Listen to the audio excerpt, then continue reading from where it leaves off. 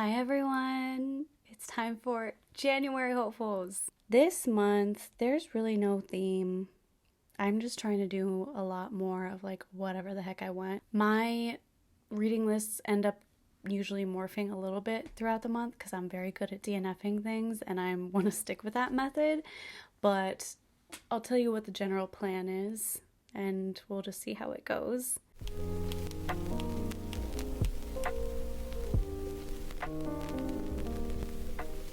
Let me start with my little TBR prompt guy. Okay.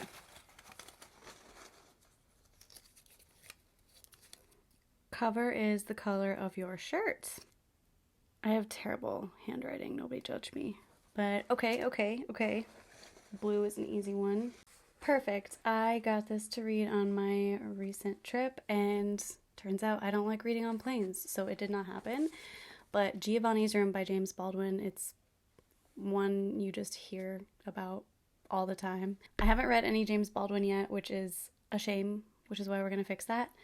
But it's a nice short guide. It's 160 something pages, and I'll just read the blurb on the back. Set in 1950s Paris of American expatriates, liaisons, and violence, a young man finds himself caught between desire and conventional morality.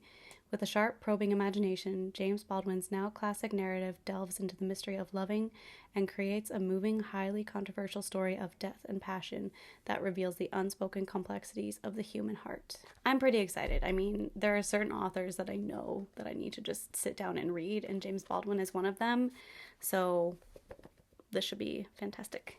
So this one was and kind of is on my January hopefuls list, but I'm learning to navigate the uncertain timing of listening to audiobooks through Libby, because you never know quite when they're going to be available. They give you a guess, but sometimes they get there early. So I'm currently just starting Jade Legacy, which is the third book in the trilogy by Fonda Lee. It's Jade City, Jade War, and then Jade Legacy. I'm very nervous. I love the first two books, and honestly, now that I've started listening to this one, I think I kind of stopped talking about that series because it's not short. You know, like you have to have patience with this series because she goes into a lot of details and her character building is so good. Like, she is definitely one of my favorite character builders of all time. I have a very complicated relationship with almost every single character in these books. And I'm genuinely nervous for the third book because there are people that just cannot die. There are people that just cannot die, and like she will kill them off. So I'm a little bit scared, but so far I am absolutely loving book 3 because I'm on another roller coaster with I don't know if they're my favorite character. They're definitely one of the ones that I relate to the most, which is sometimes very depressing. We're having a rough time together currently. I'm very frustrated with them, and that's what I like about this book is I am very proud of favorite characters sometimes, and then their ugly side comes out in a way that is very realistic, and then you're just disappointed in them. But Fonda's so good at it. She's one that why haven't I done this?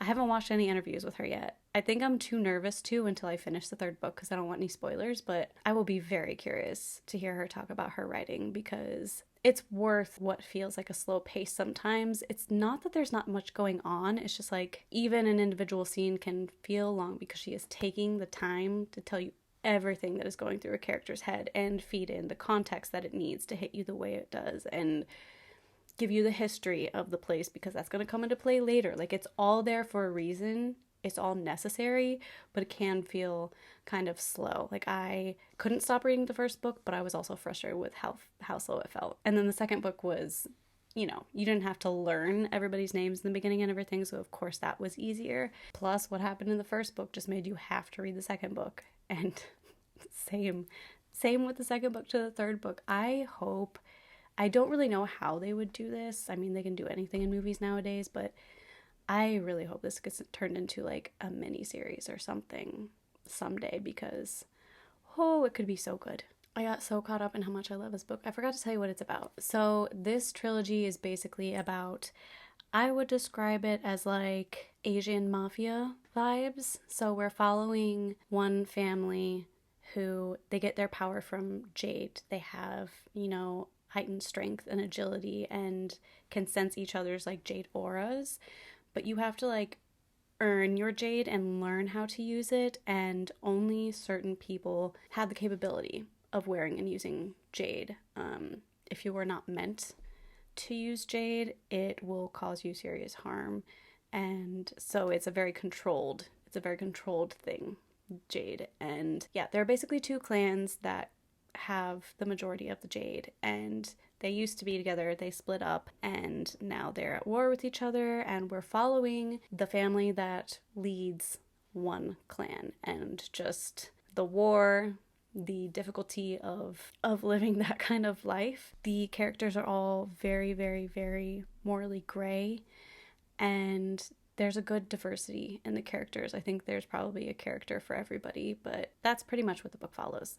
There are fight scenes, there are very intimate conversations, there's political drama. It's kind of got a little bit of everything. And then it's, I don't know if you would consider this urban fantasy, or I guess probably urban fantasy is how this is categorized, but it's really good. I think if you appreciate character building and are willing to be a little bit patient, this is a really good trilogy to try.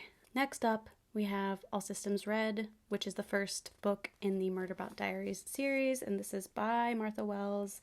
Fortunately, my dad already has this, and I just snatched it off of his shelf. My brother, I trust his taste, and he has said these are as good as everybody says they are, so I'm going to give it a go. It's a very short little sci-fi guy. It's about 150 pages. The back says, in a corporate-dominated spacefaring future, planetary missions must be approved and supplied by the company. Exploratory teams are accompanied by company-supplied security androids for their own safety. But in a society where contracts are awarded to the lowest bidder, safety isn't primary concern. On a distant planet, a team of scientists are conducting surface tests shadowed by the company-supplied droid, a self-aware sec unit that has hacked its own governor module and refers to itself, though never out loud, as Murderbot. I did not know that. That's so creepy. Scornful of humans, all it really wants is to be left alone long enough to figure out who it is. Aww. But when a neighboring mission goes dark, it's up to the scientists and their Murderbot to get to the truth. Okay. Yeah. No, I'm intrigued. I'm not a big, robot story person, but this sounds like it might be an exception. This book is from this month's TBR. It's just not gonna happen. A Little Life was taking too much time, so I'm still trying to finish everything else, but this is the one book I decided there's just no way I'm gonna push it off till next month. This is Hell Followed With Us by Andrew Joseph White. This is a trans story about a young boy that runs away from a cult that has their grips on him and kind of gets taken in by an LGBTQ group, and they're all kind of looking out for each other. But then he finds out that the leader of this group has a hidden agenda, so it sounds like maybe out of the pot into the frying pan situation. But I mainly, honestly, bought it for the cover. Didn't even care what it was about because I just loved the cover. I haven't heard anybody talk about it, so I have no idea how the reviews are. I haven't even looked on Goodreads. We're going in blind. Next is The Woman in the Window by A.J. Finn, and I started reading this on the plane and in the airport on my trip. I got it for the trip. Like I said, I just was not in a reading mood. I was too distracted, but I love what I've read of it so far. The writing is really, really good, which is a thing that I've heard about this book. My friend Gabby told me she's heard the same thing. It seems to be about a woman who, I don't know what happened. Her daughter and her husband are no longer staying with her. I don't know if she's agoraphobic or what, but she just spends all day inside drinking wine, pulling out her binoculars. She knows who all lives around her, when they got there, what they do, what their names are, and she's just peeping Tom 24/7. Sounds great to me. So I didn't love God of the Woods as much as everybody else, but it did get me interested in hunting down thrillers and murder mysteries that are written a little more complex than is normal for that genre. A lot of writing is very straightforward and not very literary in that genre. I mean, give me book recommendations that prove me wrong, please. I'm not saying that they don't exist. I'm just saying I don't think that's the norm. That's not the focus usually. But that was one thing that I really liked about The God of the Woods, is that it did have that suspense, but it was still written really beautifully. And I'm hoping for number 2 that I can put into that category. But basically, of course, she sees something happen in somebody else's house and doesn't know if she should say anything or not, and just kind of watches how they handle everything. So now that I'm talking about it, I really just want to drop everything I'm reading and read this book. I'm not going to do it, but I really want to. Okay, another audiobook that is almost here from Libby is The Girl with No Reflection. Wait, also I'm first in line for my library's copy of Orbital when they get it on audiobook. But anyways, The Girl with No Reflection, don't know how to say this author's name, I'm just going to put it on the screen. I hate butchering people's names, it just feels so rude. Who knows where this one will go. I've been just like placing holds on random fantasies through Libby, and then I try them, but I just like cannot tolerate bad narration. I cannot push through it. I just don't even want to push through it. So there have been so many books in the last week that I tried and the narration was terrible, and I was so disappointed because I really wanted to hear the book. Like A Song of Race and Ruin is a YA fantasy that I read by Roseanne A. Brown recently, and the second book of the series is on Libby. This woman trying to do children's voices, like, it was not good. It was not good. So anytime that happens, it's just like automatically I have to wait until I have time to physically read it. But I am hoping that this one will be good narration because it sounds interesting. It is a YA fantasy, and the description is: a young woman chosen as the crown prince's bride must travel to the royal palace to meet her new husband. This sounds basic, but stick with me. But her world is shaken when she discovers the dark truth of the royal family has been hiding for centuries. In this lush fantasy debut, perfect for fans of Song of Silver, Flame Like Night, and Violet Made of Thorns, I have not heard of any of those, Princess Ying Yu has been in love once upon a time. Yet when she's chosen to wed the crown prince, Ying's dream of a fairy tale marriage quickly falls apart. Her husband-to-be is cold and indifferent, confining Ying to her room for reasons he won't explain. Worse still are the rumors that swirl around the imperial palace, whispers of 7 other royal brides who, after their own weddings, mysteriously disappeared. Left alone with only her own reflection for company, Ying begins to see things, strange things, movements in the corners of her mirror, colorful lights upon its surface, and when on the eve of her wedding she unwittingly tears open a gateway, she is pulled into a mirror world. This realm is full of sentient reflections, including the enigmatic Mirror Prince. Unlike his real-world counterpart, the Mirror Prince is kind and compassionate, and before long, Ying falls in love, the kind of love she always dreamed of. But there is darkness in this new world. It turns out the 2 worlds have a long and blood-soaked history, and Ying has a part to play in the future of them both. And the brides who came before Ying, by the time they discovered what their role was, it was already too late. This sounds so good. Please cross your fingers. I need this audiobook to be executed well, because this sounds really, really fun. I'm kind of winging it with my TBR more than usual. Sorry, I'm looking at my Notion list. And that's okay. That's okay. This was not on this month's TBR. It almost was. I haven't read One Dark Window yet by Rachel Gillig. People love this book. It's a YA fantasy, right? It's YA. Yeah, it's a YA fantasy, but there are people from all different corners of the book community that love this book. Like, there are 50-year-old men who read literally everything, like from Michael Crichton to Stephen King to YA fantasy, who love this book. And then there are people who only read YA fantasy who love this book, and everybody in between. And that makes me very, very, very optimistic. I don't know. I don't really know what this book's about, and I kind of just want to go in blind. I'm sure you've already heard about it from other people, but I finally caved and got it. It's about 400 pages, and I'm going to give that a spin next month. Okay. I did not realize I knew this book was long, which, again, I didn't realize till after I ordered it, because that's always what I do. Forget to check the page numbers, but it's not only long, it's a huge book. This is the weight of a small textbook. And this is one that I ordered for the cover, and because one person said it was absolutely amazing, but I don't even know what it's about. Fingers crossed I like it, because it is between 600 and 700 pages. Nope, just kidding. It's over 700 pages. Why am I doing this? I just finished A Little Life. Why?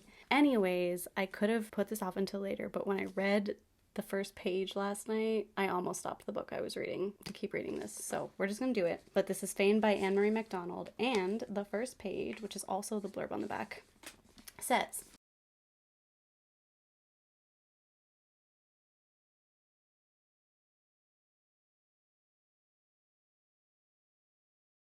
it just sounds really weird. Really weird and interesting. I'm excited. So I'm also going to be reading Untethered Sky by Fonda Lee, who is the same author who wrote Jade Legacy. And she has a novella, a fantasy novella. It's got a pretty badass cover. I really like it. The description is, Esther's family was torn apart when a manticore killed her mother and baby brother, leaving her with nothing but her father's painful silence and a single overwhelming need to kill the monsters that took her family. Esther's path leads her to the king's royal muse, where the giant rocks of legend are flown to hunt manticores by their brave and dedicated Ruckers. Paired with a fledgling rock named Zara, Esther finds purpose and acclaim by devoting herself to a calling that demands absolute sacrifice and a creature that will never return her love. The terrifying partnership between woman and rock leads Esther not only on the Empire's most dangerous manticore hunt, but on a journey of perseverance and acceptance. It's supposed to be adventurous and emotional, according to Storygraph. Sign me up. Am I missing anything before I do my finale? No. Okay. So I decided a while back that I wanted to start the year off reading some Tolkien, because Tolkien is where I got my love for fantasy. My dad used to read me The Hobbit growing up, and that's just, I grew up watching fantasy and sci-fi. And we still have our old copy of The Hobbit. It is like falling apart, but it's so just wholesome, and it has pictures. We love pictures. Oh my gosh. So I am gonna just sit down with this huge thing and have a nostalgic old time. It's been a while since I actually read Tolkien, and I just thought it'd be a good idea to every year revisit where my love of reading came from. So this is gonna be fantastical. So you have the 2 audiobooks that I'm for sure going to be tackling, and then it will kind of depend what comes available on Libby. But Daughters of the Winter Queen is one that I will try to also listen to in January. And that's a nonfiction about, it says, from the great courts, glittering palaces, and war-ravaged battlefields of the 17th century comes the story of 4 spirited sisters and their glamorous mother, Elizabeth Stuart, granddaughter of the martyred Mary, Queen of Scots. It kind of talks about their influence on those times and just everything that happened to them. It's about 14 hours, but I am becoming more and more fascinated with that era. I've been kind of craving like court intrigue and middle-age books. Wolf Hall is a book that I have hopefully in the next couple months becoming available through Libby, and I ordered a book called The Tudor Secret, which is like a Tudor era court mystery, murder mystery. So I'm definitely in a phase, and I'm just going to lean into it. So we'll see if I get to that one. I hope so. Then next month, Gabby, my friend Gabby, and I, we are going to do a collab video. We are going to read books from the 90s, books that were written in the 90s, and what did we pick, 5? Yeah, we picked 5 books that we're both gonna read, and then we're just like gonna chat about how we felt about them, and I'm pretty excited. We're gonna read like Fight Club and Poor Things. Like, it's gonna be good. Let me know what your New Year's plans are for your reading. I would love to hear about it. I have a new idea for what I want to do with my reading every single month, so January really isn't that different for me.